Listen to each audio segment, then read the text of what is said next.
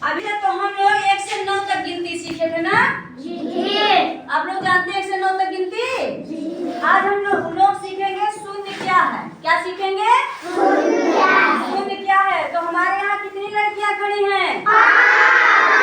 5 लड़कियाँ हैं ना जी। तो इनको हम चिड़िया मान लिए हैं। क्या मान लिए हैं? चिड़िया।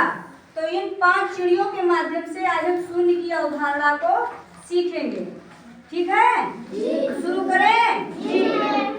5 चिड़िया डाल पे, 5 चिड़िया डाल पे, 5 चिड़िया डाल पे, 5 चिड़िया डाल पे, खा रही थी अचार, खा रही थी अचार, खा रही थी अचार, खा रही थी अचार। एक चिड़िया उड़ गई, एक चिड़िया उड़ गई। कितने बच्चे?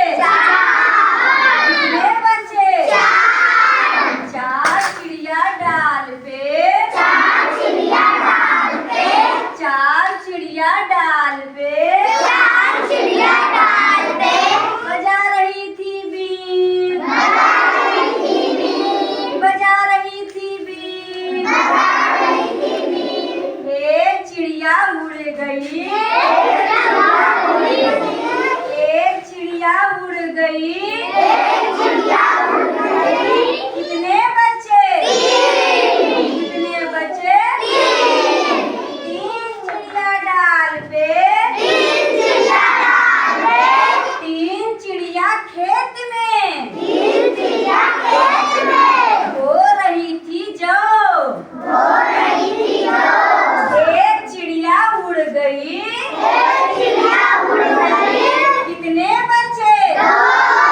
कितने बच्चे? 2। 2 चिड़िया डाल पे, 2 चिड़िया डाल पे, 2 चिड़िया डाल पे, 2 चिड़िया डाल पे, खा रही थी केक, खा रही थी केक।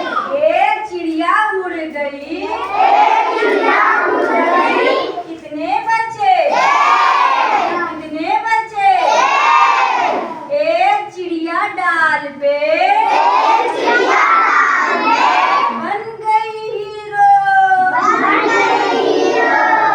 उड़ गई वो मुंबई, उड़ गई वो मुंबई, बन गई हीरो, बन गई हीरो।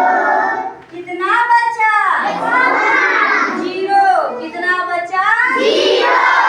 सारी चिड़िया उड़ गई, सारी चिड़िया उड़ गई, हो गया 0, हो गया 0।